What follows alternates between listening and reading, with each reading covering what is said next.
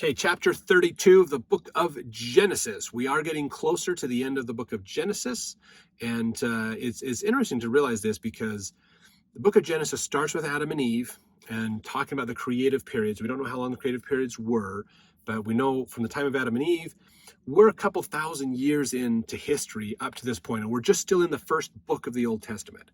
Couple thousand years. Okay, it's just amazing to think about how much time has passed in the history of the humankind or the children of God, and we're only 32 chapters for several thousand years of history. So there's a lot going on. Realize that the Old Testament is not a comprehensive history of the world. It's more the telling of this lineage, basically. As people branch off from this lineage, we don't see them. So think about it. There's this line running through history, and we hear about these people as they come in contact with this line or as they leave this line. But it's this line that we're there. So we're not getting the full history of everything.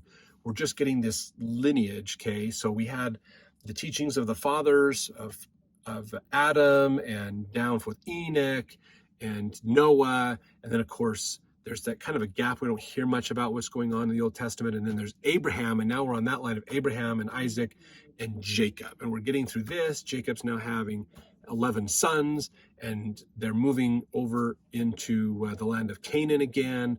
So we're just getting this line, basically. And that is all we're getting. We're not hearing about what did the Canaanites do? What about Akkadians or Sassanids or Egypt or Hittites or the other groups that were in the area? So there's a lot of history that is going on all around the Old Testament that is not in the Old Testament. So studying some of the ancient Mesopotamian cultures is a good way to understand a little bit more of what are some of the other things that are happening in this area at this time, basically. So it's a lot of interesting things. So let's jump into chapter 32 to continue understanding this line that we're on, basically. So in here we see Jacob sees angels.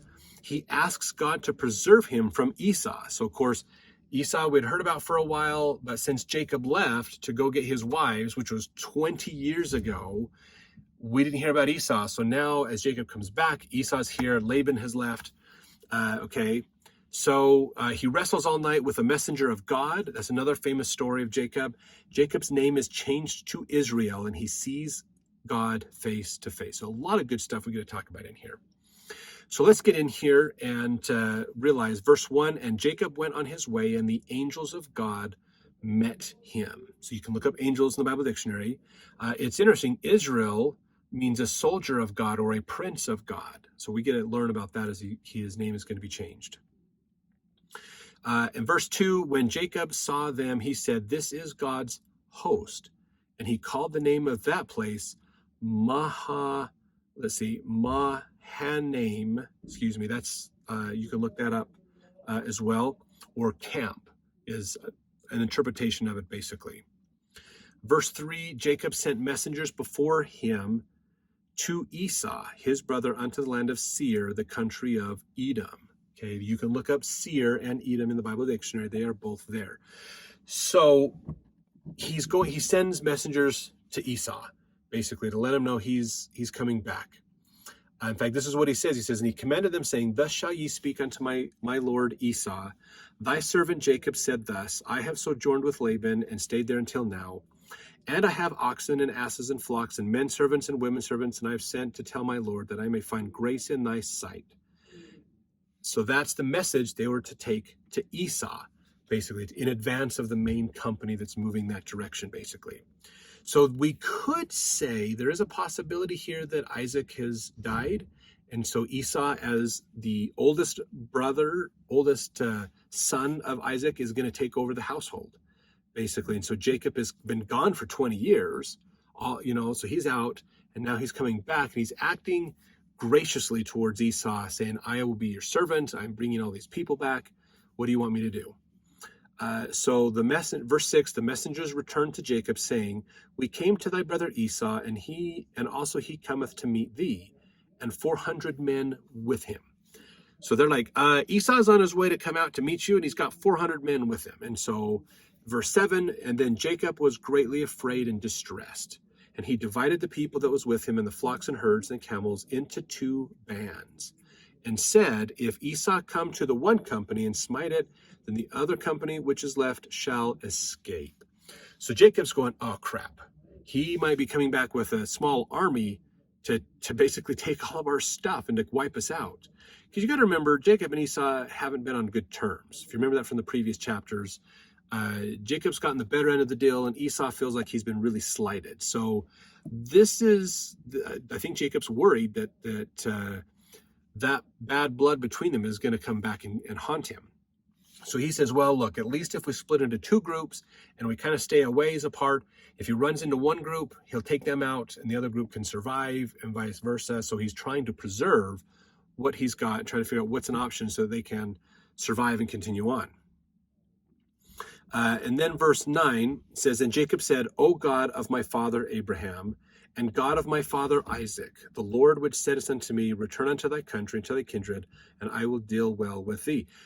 Jacob is saying a prayer, and he's saying, remember, you told me to go back to my home country, and you said you'd take care of me. He says, verse 10, I am not worthy of the least of all the mercies, and of all the truth, which thou hast showed unto thy servant. For with my staff I passed over this Jordan, and now I am become 2 bands. So he has this staff, and he passed over the river Jordan. He got his people across. He's led the people here, which is interesting because that kind of idea is going to come back into play with the descendants a couple centuries from now. And he says, deliver me, I pray thee, from the hand of my brother, from the hand of Esau. For I fear him, and lest he will come and smite me and the mother with the children. And thou saidest, I will surely do thee good, and make thy seed as the sand of the sea, which cannot be numbered for multitude. So Jacob's reminding God, you said you were going to help me out here, and you said I'm going to have a mighty people, and so I need you to help me with this, because he's afraid Esau is going to wipe them all out, and he's not going to have a people anymore that God can work with to bless the other nations and everybody with.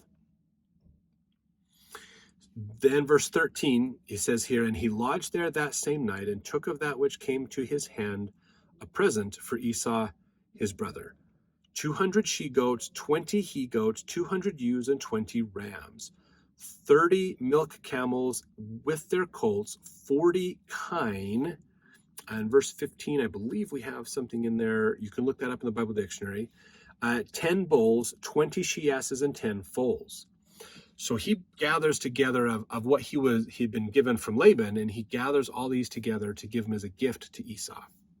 So not a small amount, and a good diverse amount, which can then be used to build up more wealth later on, basically. Verse 16, and he delivered them into the hand of his servants. Every drove by themselves, and said to his servants, pass over before me, and put a space betwixt drove and drove. So he's spread them out, get them out there basically. And he commanded the foremost, saying, when Esau my brother meeteth thee and asketh thee, saying, whose art thou, and whither thou goest, and whose are these before thee? Then thou shalt say, they be thy servant Jacob's. It is a present sent unto my lord Esau, and behold, also he is behind us. And so commanded the second and the third, and all that followed the drove, saying, on this manner shall ye speak unto Esau when ye find him. And say moreover, behold, thy servant Jacob is behind us. For he said, I will appease him with the present that goeth before me, and afterward I will see his face, peradventure he will accept of me. So went the present over before him, and himself lodged that night in the company. So what he's doing here basically is Jacob is saying, okay, we're going to take all of these animals, and we're going to give them as a present. But what I want you to do is we're going to break these up into a bunch of small presents. You're going to put some distance between you. And so the first group that's going to go, when you find Esau, and Esau says, who owns all these animals that you have? You're going to tell him these are from Jacob, and he's giving them to you as a present. And there's more coming, and Jacob's on his way still. He's coming. So he breaks this up. So Esau has to meet several groups of people to kind of, I think it's in a way of building this up, helping make it sound greater, and kind of give time for Esau to think through, maybe I don't want to kill my brother and stuff. He's got a lot of stuff, and he's giving quite a bit of it to me. So he's getting this present without seeing all the stuff that Jacob has. And I think he's trying to soften Esau. basically is trying to help convince Esau not to kill Jacob, not to go after him. I think that's what's going on here, basically, is what I believe is happening here. All right, so verse 22, and he rose up that night and took his 2 wives and his 2 women servants and his 11 sons and passed over the ford Jabbok. So he's going over another area of water, and he took them and sent them over the brook and sent over all that he had. So he says, the rest of the group, we're going to go over this direction. We're going to go this way. So he sends everybody over that way, basically. Verse 24, and Jacob was left alone, and there wrestled a man with him until the breaking of the day. And this is something, again, this is another good example of where the records we have aren't fully complete. Because all this says is Jacob was alone, and then suddenly there's a guy sitting next to him, and they wrestled all night long. That's all it really tells us. We don't get a lot more. In fact, in verse 25, it says, and when he saw that he prevailed not against him, he touched the hollow of his thigh, and the hollow of Jacob's thigh was out of joint, and as he wrestled with him. So this man was not winning, and so he touched Jacob's thigh, and Jacob suddenly has a dislocated thigh, which I'm sure hurt quite a bit and made it hard to wrestle. And verse 26, and he said, let me go, for the day breaketh. And he said, I will not let thee go, except thou bless me. So they're wrestling, and the guy's like, let me go. And Jacob's like, I'm not letting you go until you give me a blessing. So this must be a pretty interesting person. So this is a really interesting idea that's happening here. In fact, the guy actually asked in verse 27, and he said unto him, what is thy name? And he said, Jacob. So now he's going to give Jacob a blessing. So this is a really strange story that we get out of the Old Testament. So there is more to this story. And I want to read a few things to you to help you understand this story a little bit better. And just realize that sometimes we learn what the exact story we have isn't completely accurate. And so we've talked about a few other interpretations or ideas in the past. So let's talk about this one a little bit more. So this is Hunebly has this in the Message of the Joseph Smith Papyri. He says, one of the most puzzling episodes in the Bible has always been the story of Jacob's wrestling with the Lord.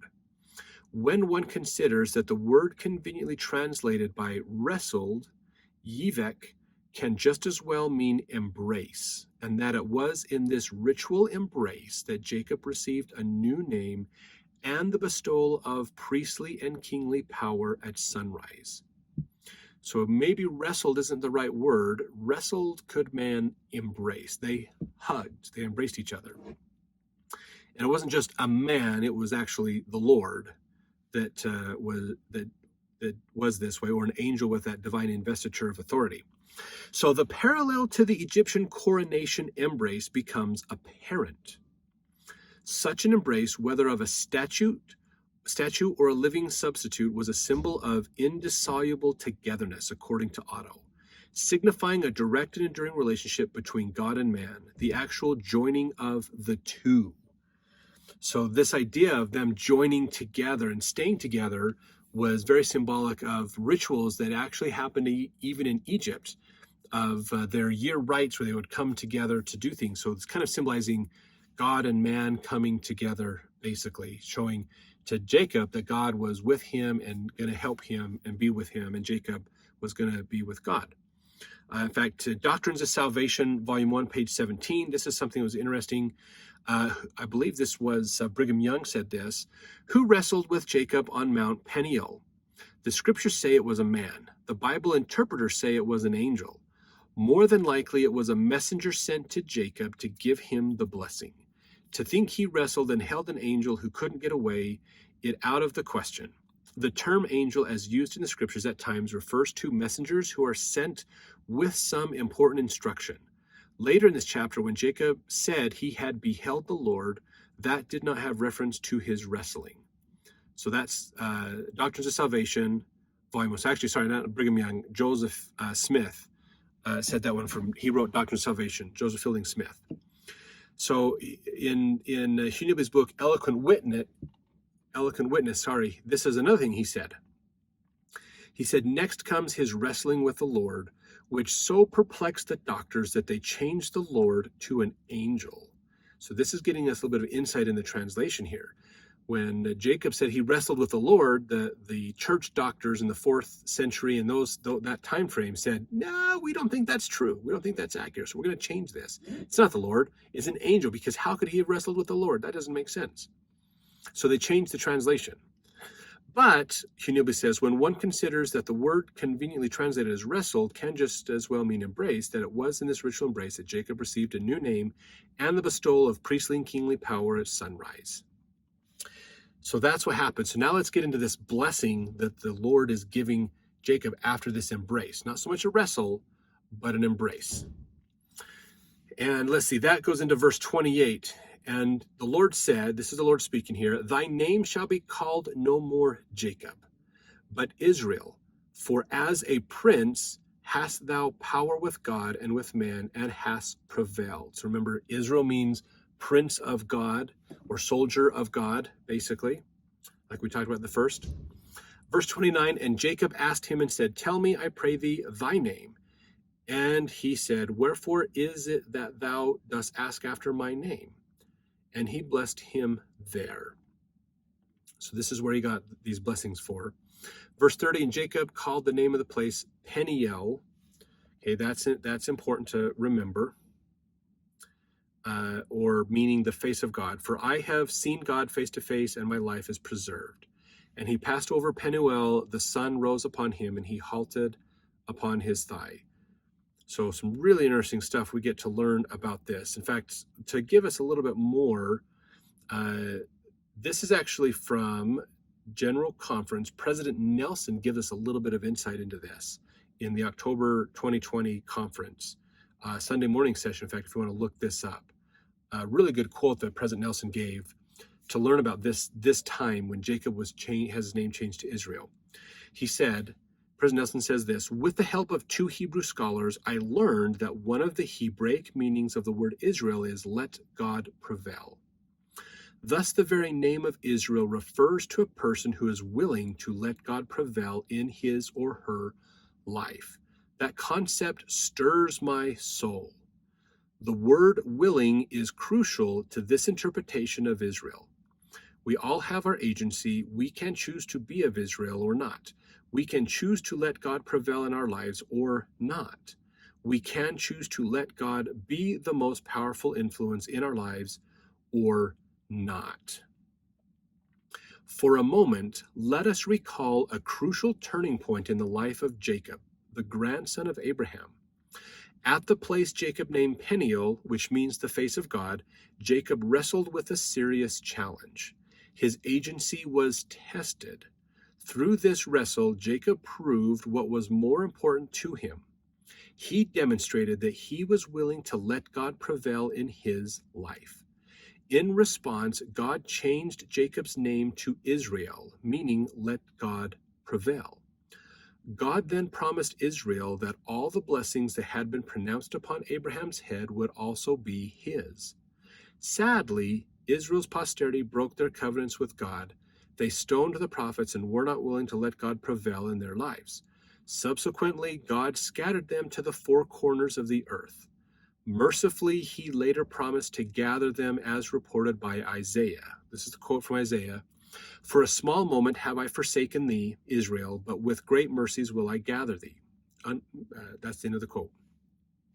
So with the Hebraic definition of Israel in mind, we find that the gathering of Israel takes on added meaning.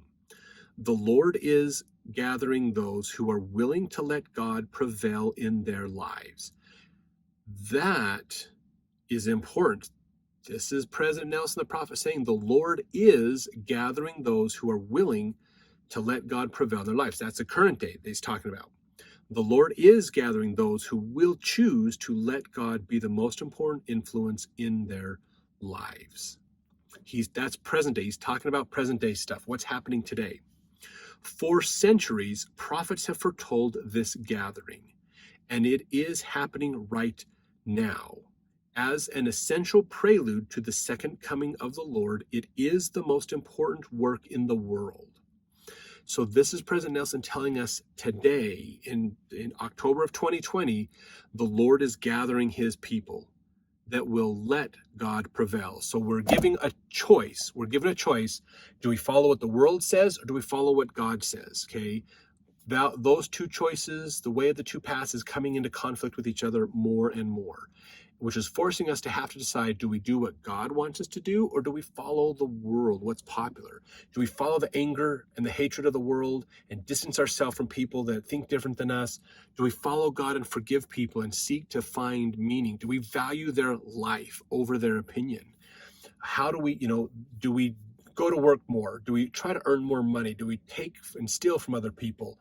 Do we follow God? Do we be humble and prayerful and rely on God for our help? All those things. This is the great challenge we have in our day and age right now. This is the choice that you have to decide in your life. Are you willing to let God prevail? Are you willing to say, I'm going to follow the path of God, even if it makes no sense, even if logically it sounds crazy, it doesn't make sense, it's going to hurt my standings in the world, I'm not going to make as much money, I'm not going to have as much wealth and success, I'm going to have more problems and challenges, but it's what God wants. I'm willing to do what God wants. That is the very choice we are facing right now. We are spiritually gathering Israel. That's what that President Nelson is talking about. And it goes back to this great blessing in Genesis 32. Let's see, it says right here, this pre-millennial gathering is an individual saga of expanding faith and spiritual courage for millions of people. As members of the Church of Jesus Christ of Latter-day Saints, or Latter-day Covenant Israel, we have been charged to assist the Lord with this pivotal work. When we speak of gathering Israel on both sides of the veil, we are referring, of course, to missionary, temple, and family history work. We are also referring to building faith and testimony in the hearts of those with whom we live, work, and serve. Anytime we do anything that helps anyone on either side of the veil to make and keep their covenants with God, we are helping to gather Israel. Very important. Anything we do in missionary work, anything we do involving temple work, anything we do with family history work, all of that is gathering Israel, is doing this. And that's important for us to look at, is how can we do more of that? Maybe we should look at our lives and go, oh, I should spend more time doing ministry. Maybe I should spend more time improving my testimony and helping those around me instead of doing what the world wants, which is to watch basketball or to play sports or to work more or to go fishing more or whatever. To do my things, I should get out and help the others and not just be by myself locked up because of the pandemic. I need to do more. That is the key. This is what we need to learn from this chapter. Very, very, very important things. Very, very important things. So realize this is Jacob. He got this grand blessing. He had an ordeal he had to deal with, and he chose to allow God to prevail with him. And that was when his name was changed to Israel. And he saw the face of God. This is what we would call also having your calling and election made sure. So some powerful stuff we get to learn about Jacob and his life, and how what he did back then is still in effect today. And we are seeing the next level of this as we are preparing for not just this spiritual gathering, but a physical gathering of Israel as well, as we are preparing for the millennium. So a very important thing for us to learn as we move forward in understanding these. This is how these scriptures, there's so much from the Old Testament that directly relates to things that are going on in our day and age. So take the time to look at your life and how can you let God prevail in your life. Leave some comments what you think about this, and think about what President Nelson has taught us, and realize this is nearly 2 years ago that President Nelson gave us this advice. So how have we allowed the words of the prophet help us? How are we letting God prevail in our day and age, in our life today?